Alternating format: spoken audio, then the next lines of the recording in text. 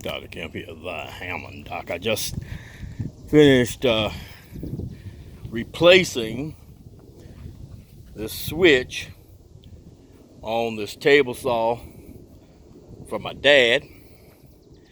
And not only did I replace the switch inside the box here, but I also replaced this power cord and spliced and put this back together for him on this cord. So well, that belt was kind of fragile, but let's see if it'll work.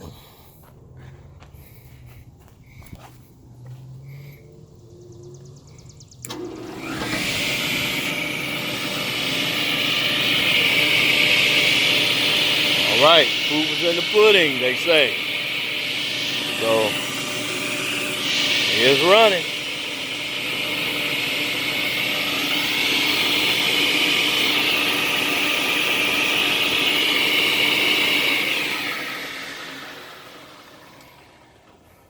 Well, it's doing what it's supposed to do.